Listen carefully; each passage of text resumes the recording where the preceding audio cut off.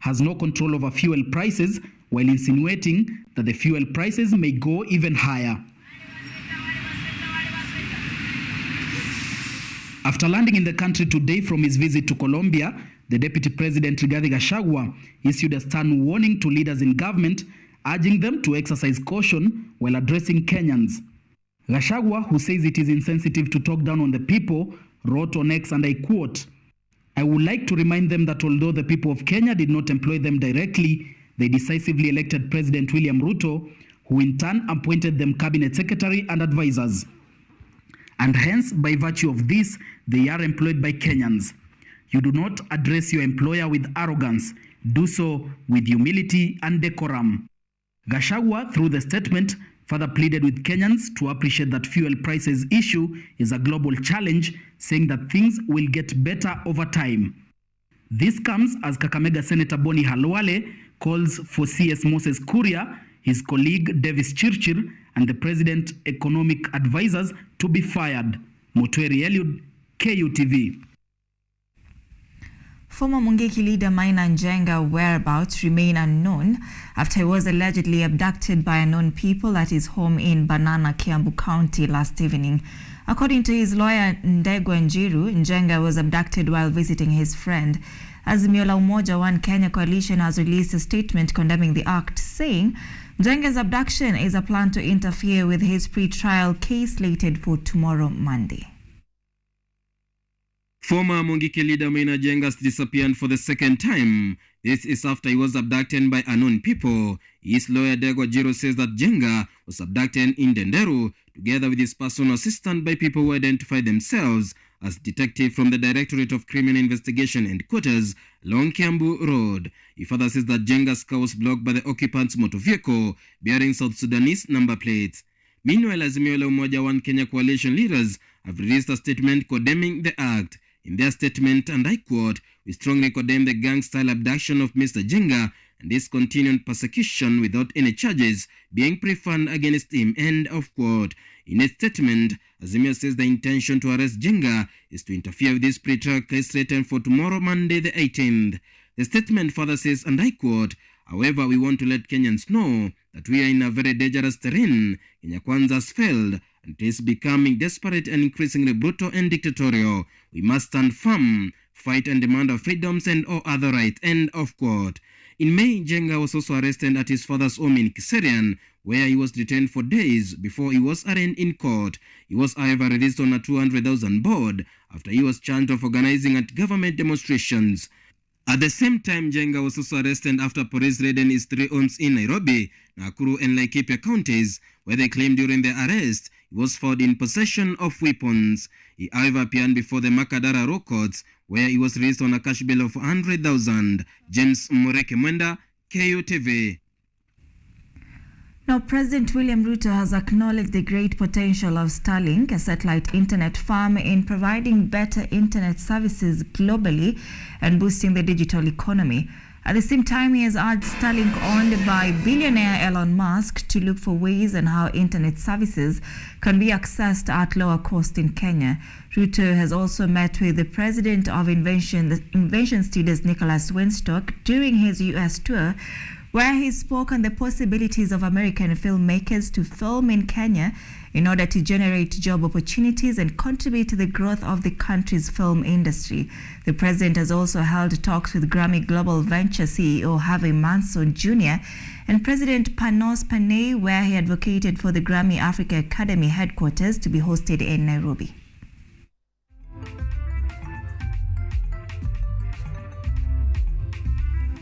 The government seeks to improve the quality of education in cooperation with the World Bank through an initiative to strengthen the capacity of 35 public primary teacher training colleges meant to provide initial training for prospective teachers' primary schools. The capacity building initiative, codenamed the Kenya Primary Education Equity in Learning Program, aims to address the inequities in learning outcomes in schools. The government, in cooperation with the World Bank, is targeting to provide school grants to 4,422 schools across the country. This targets schools in 10 counties having low learning outcomes, according to a study by Kenya National Examination Council in 2018. Speaking during the field visit aimed to assess the status of preparedness for the rollout of the interventions enmarked at Tokogo Teachers Training College in Kiambu County, Martha Ekipara outlined the significance of empowering teachers at the grassroots level. Instead of us spending millions on in-service courses, it's really important for us to invest right at the pre-service level so that our teacher graduates who graduate from these teacher training colleges are able to come up with the necessary skills and competencies that the country now requires for them to be able to implement the competency-based curriculum. Ekipara says that the government is set to retool teachers, educators, establish ICT-enabled resource centers, provide co-reference materials, and create structured linkages with neighboring schools.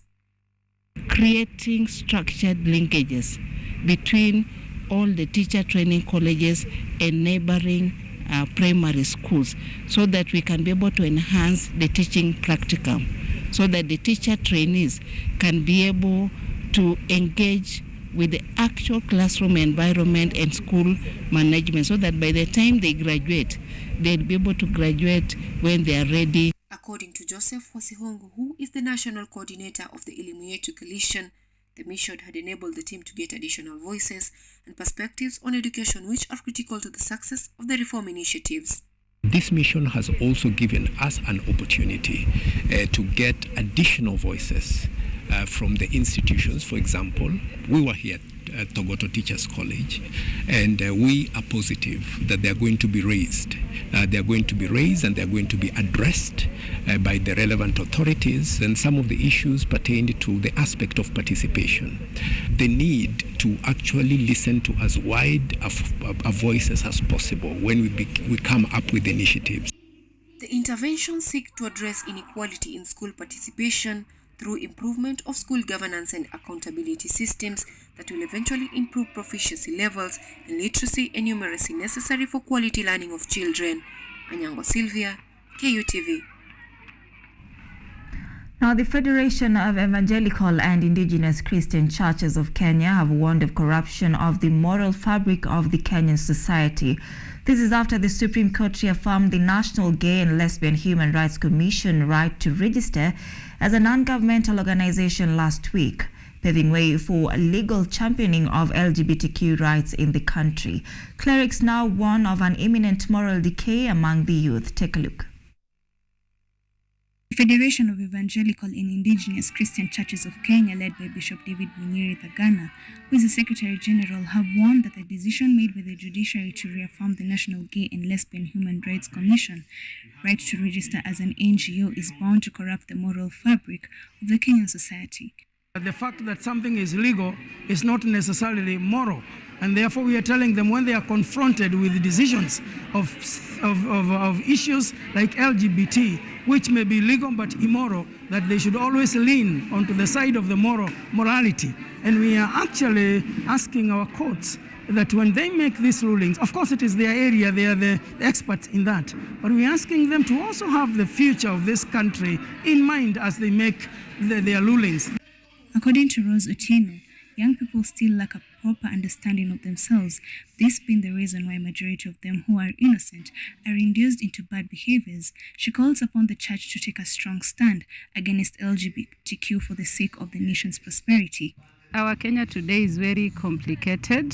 Today we are talking about self-awareness. I've realized with young people, they really don't know who they are. They kind of just flowing from primary school to high school and now to college. So they'll find people who are already in the system.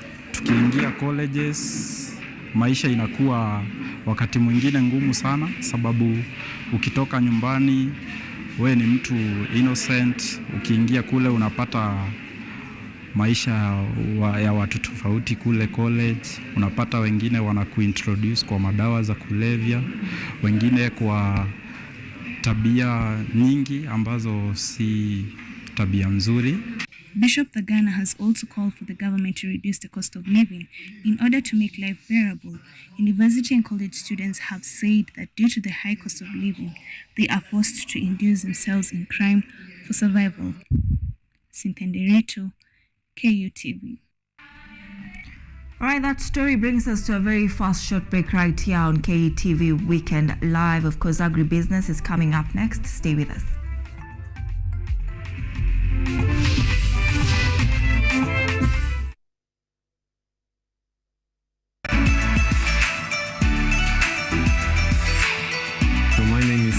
I'm Associate Professor in the Institute of Philosophy of Jagiellonian University in Krakow, Poland, and I'm the main coordinator of the Cafe project, which is being here hosted by Kenyatta University. My name is Eva Hudoba.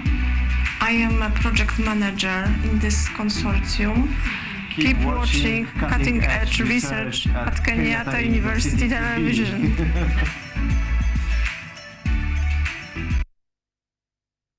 Lola is an app that gives you a chance to watch videos, listen to audios, and read articles wherever you are for free. Motivational stories, dramas, campus life, technology, lifestyle, adventure, sports, academics, jobs, entertainment, and more. Download Lola now on Play Store. All you need, you got Lola. Focus on Health is a show that creates awareness on matters health and informs you on various diseases, their causes, treatment, prevention, coping, and support.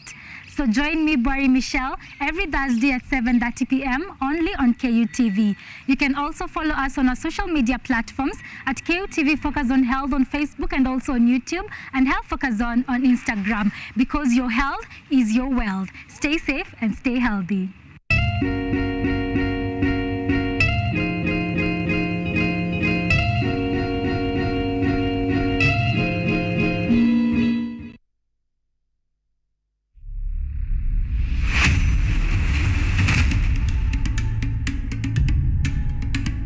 Kipindi hewani ni mitindo ya kipwani.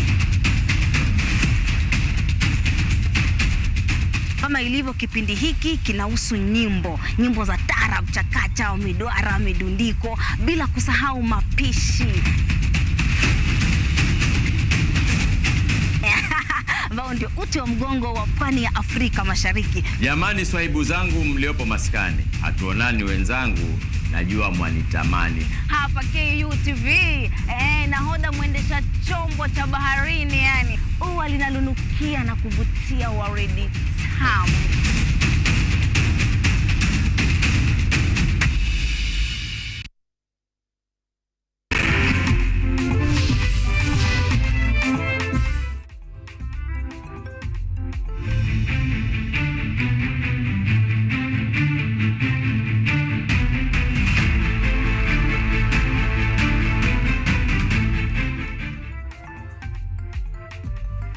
Welcome back. You're watching KUTV Weekend Live. Let's continue with our coverage. Now, a group of 7 youths in Makueni County, known as Modern Repol Enterprise, have ventured into sweet potato farming as one way to earn a living after getting training from the county government. It is believed that sweet potato farming in Kenya has greatly contributed to the country's food security and economic growth, as Dorothy Musyoka reports. It is one of the semi-arid areas in the country where water shortages are experienced, hence affecting agricultural activities. A group of 7 youths, inclusive of 3 women and 4 men, have shown their great move in participating in agricultural activities. Modern Repol Enterprise MDE is a group of youths which was formed after they received an agricultural training from the county government. Back 2018, the members were among the youth who were selected by the Makueni County government to go and learn hydroponic farming. And out of that learning that we went for 1 month, we were able to form a group of the youth that came up to set up this project. According to Joshua, for one to get a good yield, they should ensure they look after their crops through weeding to prevent them from being affected by insects. For us to ensure that we control the pest, we ensure that we do weeding. Whenever there is weed, we normally do it to ensure that we control the pest. But mostly, the sweet potatoes are not likely to be attacked by pest. Farmers should focus on some significant signs that will show when the sweet potatoes are mature. Probably 3 months. You can check your plant at least to see whether the fruit is worthy enough, or if it is not enough, you can still also wait for some time, but you keep on checking. Another thing to the plants, Inadequate water supplies among the challenges encountered by the youths, which has not hindered them from generating income from the profits gained after selling their produce. Zile changamoto ambazo tumeweza kupitia ni, for example, water. Ile water ya kupatia hii mmea inakuwa ni challenge because we have to pump it from Kaiti River, and where we have to use the fuel. So some of these, and you find that the fuel has gone, the price has gone higher. So that has been one of the challenge. Sweet potato farming in Kenya is an important agricultural activity that contributes to ensuring food security and economic growth. Farmers are encouraged to venture into this farming in order to generate income. Dorothy Musyoka, KUTV. Finger millet is adaptable to a wide range of environmental and climatic conditions, thrives at higher altitudes than other tropical cereals, and tolerates salinity better than most cereals. Today we are focusing on Margaret Kubende from Kakamega County, who tells us the benefits of finger millet farming. Finger millet farming in Kenya is an important agricultural activity for its grain, which can be used for food and income generation. Margaret Kubende, a millet farmer, shares her experience in millet farming. When I was discovered with diabetes and my main food was supposed to be wimbi, so I thought I'd better try planting it myself rather than just buying on the market. During every planting season, Kubende's love for millet cultivation prompts her to rent about 5 acres of land in her neighborhood. Dr. Ojuri has been developing new varieties of finger millet as the crop is climate friendly. Out of the wimbi, I've educated children. Out of the wimbi, I've also got some money on myself. Planting improved technologies vis-a-vis farmers' technologies. And the farmer has never dropped finger millet to date. Millet has its own natural tolerance to drought, both pearl millet and finger millet.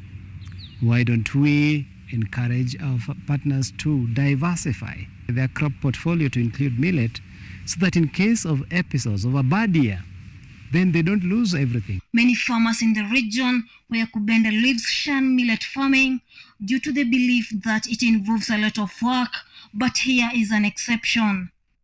Minerals are the selling point for finger millet. There is no other cereal that has got the mineral profile like we have in finger millet. Teja wako hata inafika mahali unauza hata kabla iko kwa hujavuna, ingali kwa shamba, lakini mtu ashachukua, kivuna niletee gunia fulani. Food, nutrition and income securities could be realized from millets, and now farmers are called upon to embrace millet farming, as it will not only curb effects of climate change but also act as an income generating activity. Dorothy Musyoka, KUTV.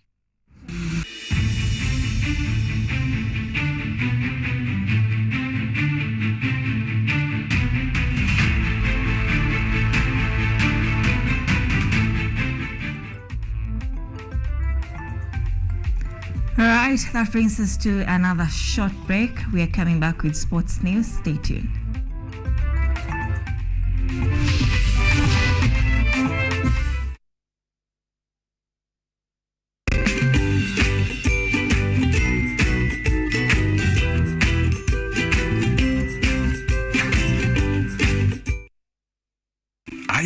aspiring media practitioner, a graduate, or you just want to advance your skills in television production? Then welcome to Kenyatta University, where education meets innovation.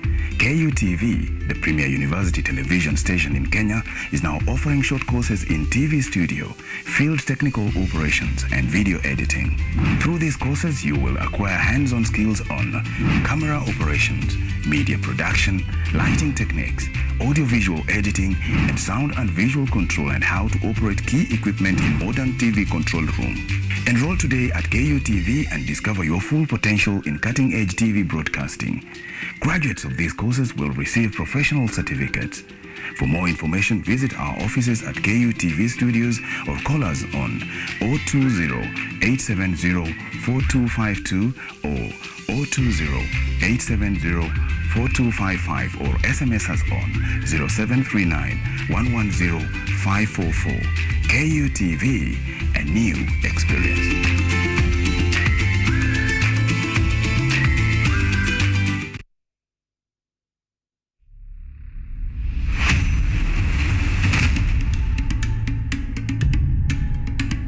Kipindi hewani ni mitindo ya kipwani.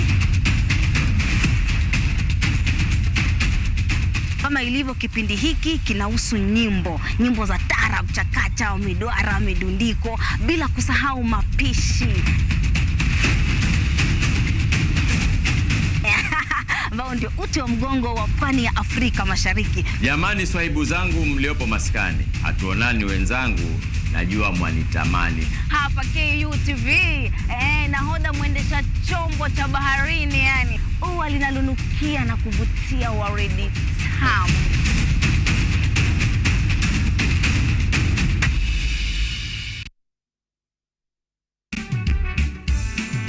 And as you said, ignorance is not a defense.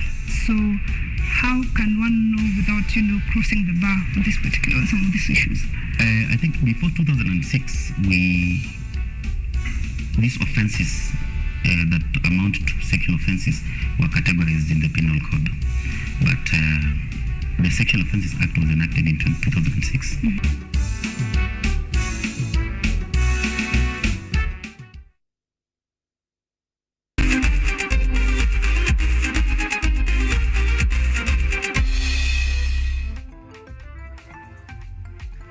Right, welcome back. Let's take a look at what's happening in the world of sports. The Kenya Sevens rugby team Shujaa booked their ticket to participate in the 2024 Olympics after an empathetic 17-12 win against South Africa in the finals of the African Rugby Cup in Harare, Zimbabwe. The Kenya Sevens team will also participate in the World Rugby League, famously known as the HSBC World Series, after coming top in the African Cup. The 2024 Olympic Games are scheduled to take place in Paris, France. And I'm sure there'll be a lot of partying that'll happen tonight. Reigning Olympic and world champion of Faith Kipyegon romped the women's 1500 meters race after finishing first in the ongoing Eugene Diamond League in Oregon, United States. Kipyegon finished in 3 minutes and 50 seconds ahead of her rival Diribe Welteji of Ethiopia to lift the Diamond League trophy for a third consecutive season. In the men's 3,000 meter steeplechase race, Kenya's Simon Koech finished first, while in the women's 3,000 steeplechase, Beatrice Chepkoech finished in second place behind Winfred Yavi of Bahrain. Africa's fastest man, Ferdinand Omanyala, finished third in the 100 meters race behind Christian Coleman and Noah Lyles, both from the host country, United States. Fantastic running from Faith Kipyegon, crosses the line there, 350.71. Going, but I wanted to run a beautiful race and see what will happen at the finish line. So it was really cool. Yeah, because I saw 350 and I was like, oh my God, almost the world record again. So, but I was not going for the world record, but just to finish the season in a good way, not to finish the season with 358. And I've been running so fast in the season, so I just wanted to push myself to see what I can finish the season with the best time. In a long season, but for me, I wanted to still stay strong and finish my season in a good way, win trophy and go back home, have holiday and focus next year. Now, the Football Kenya Federation Premier League FKFPL Match Day 3 action continued today with 4 matches on the cards. The league defending champions thrashed Nairobi City Stars 4-1 courtesy of goals from Benson Omala, Ronnie Onyango, Austin Odhiambo and Kennedy Onyango, while Murang'a Seals lost their first match of the season after falling 1-0 to Talanta FC at the Moi International Sports Centre Kasarani as the Bankers KCB fell down 2-1 against Kariobangi Sharks at the Kasarani Annex Stadium, Nairobi. Posta Rangers, Gor Mahia, Bandari and Murang'a Seals occupy the top 4 spots in the league standings respectively.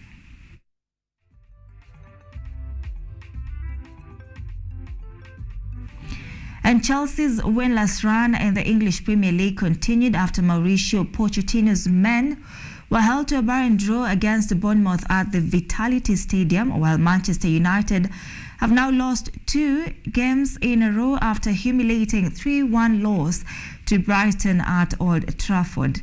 Defending champions Manchester City cruised to a routine 3-1 win against West Ham, while Liverpool also won by the same scoreline against Wolves. In the Spanish La Liga, defending champions Barcelona thrashed Real Betis 5-0, while Valencia FC mauled Atletico de Madrid 3-0. And in the Italian Serie A, Inter won the Milan derby after a resounding 5-1 victory against AC Milan.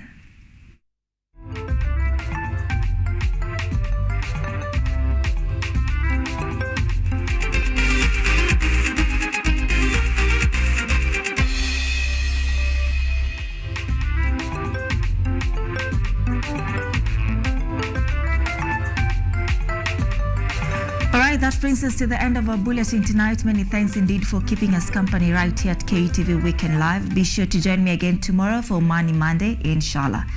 My name is ODIDA. I'm in the company of Mutava Mongeli, our sign language interpreter tonight. Have a good night.